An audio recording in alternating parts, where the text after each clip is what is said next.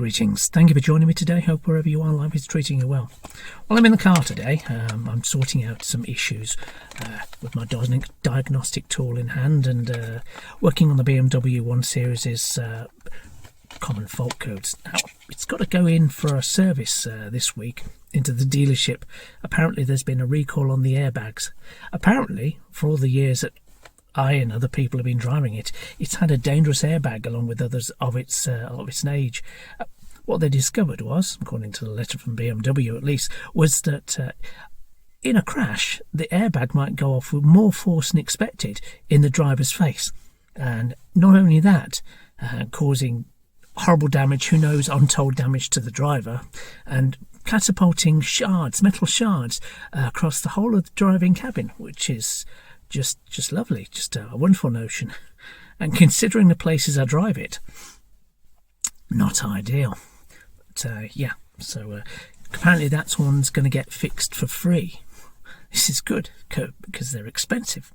Of course, some of my first cars were of the age they didn't have airbags. You just had to drive carefully, like the original Mini, for example, and the original BMWs. You just didn't drive like a dick, or if you did, you just accepted that at some point the engine and the steering wheel and everything in between would be in your chest.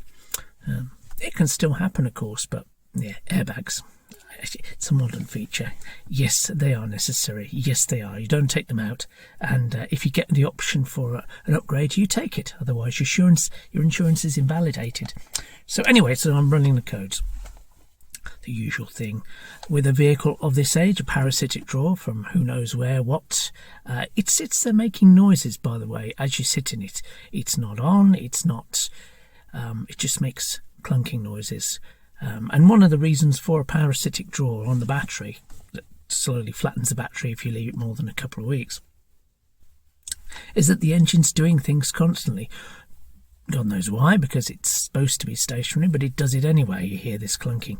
Now, if you know why that is, let me know, please, because I don't want to pay someone for that experience. But yeah, it does that. You can sit here and listen to it. You might hear it in the recording. Who knows?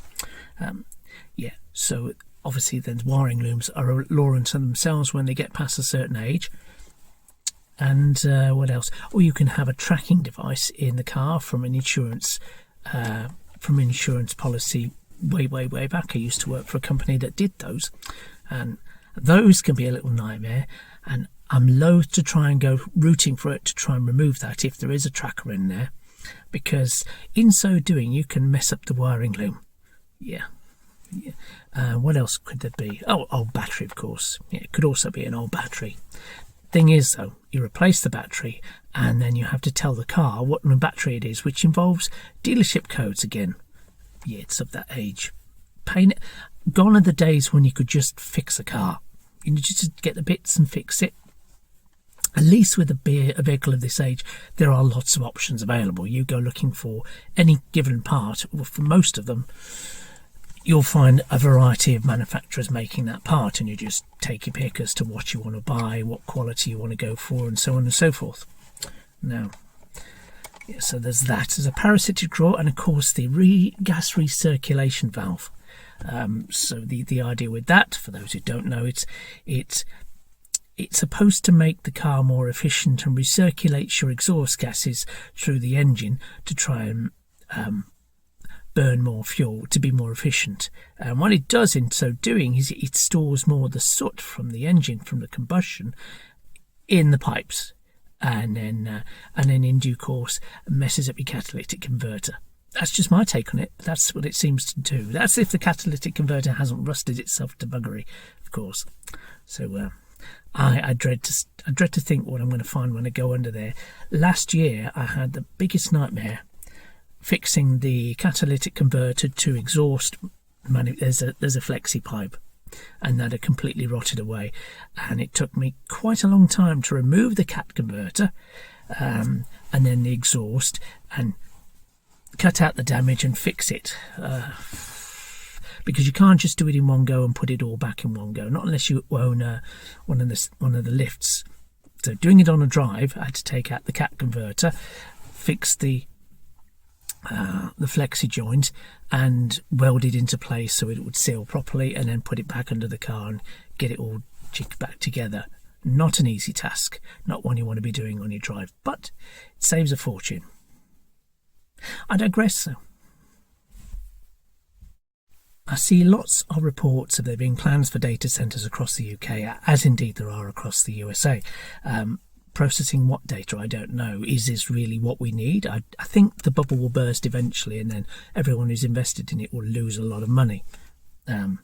There's a big plan by the oligarchs, I'm sure. We're going to see it play out, aren't we? My guidance would be don't invest in it.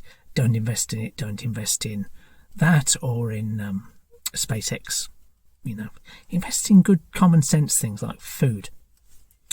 Anyway, so we're seeing plans for this, and the issue is, of course, they're using water as the cheap way to cool masses of CPUs by way of evaporative cooling.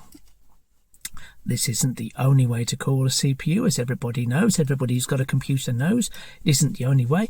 Most computers aren't run with evaporative cooling. They're run with fans and just general things that don't require much load on the environment around them. It's just the electricity. So why? Well, of course, it's planning. It seems to be just another way the oligarchs are having a go at the people. That's what it seems to be. It feels that way, doesn't it? And it makes me wonder how long it's going to be before we go all French on these guys. You know what I mean. The issue with heat removal. Now, you can build a data centre in a colder part of the world. You can build it in the sea where it can disperse the heat quite well, and then there'll be environmental consequences for making the water warmer, but if you do it in the right place, probably not that high. The key thing is planning properly and making sure that everything is done to minimise the impact of anything you do, if you must. I don't believe you need a data centre, or these data centres, not at all. I believe you can centralise things and minimise the amount of infrastructure we need now, but that having been said, if you are going to do it, why not give the heat to the local communities? So it doesn't matter where you build it. So for example, you build it in a cold English town up north somewhere, you could give people energy in the local community, run a pipe out of the system, run a fat pipe to all the streets around, and say, okay, there's going to be some noise, but as a side effect of the work we do here, we're going to give you all free heat.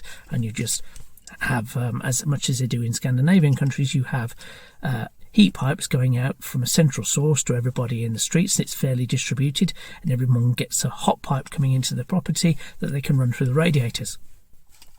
It would help people with their energy bills. It would help mitigate the issue of there not being enough electricity in the grid to do all the heating that we'd normally do in our homes. You could do that. That would be a sensible thing to do, I think. We're always having the roads dug up anyway for one reason or another. Why not do that?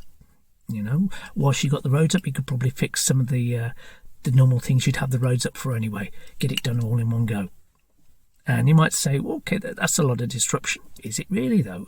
Is it really? In order to do things more quietly? Because if you are just pumping hot water around your neighbourhood, you're only going to need a couple of big pumps. Whereas if you're just trying to run cooling fans constantly on a system, then you're going to make a lot of noise and it won't necessarily be that efficient. But if you pump hot water around your neighbourhood, it will get used.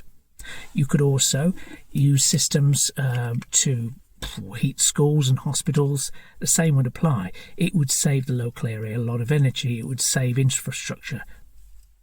And it would allow data centres to exist in areas where the power consumption would be prohibitive normally. Because you've got to make cuts somewhere. So if people have got to go without electricity, well, you've got to heat their homes somehow. And we're moving away from gas, apparently, because that's environmentally unfriendly. Now, just a few thoughts. Anyway, whatever you do, have a great day. See you soon. Bye for now.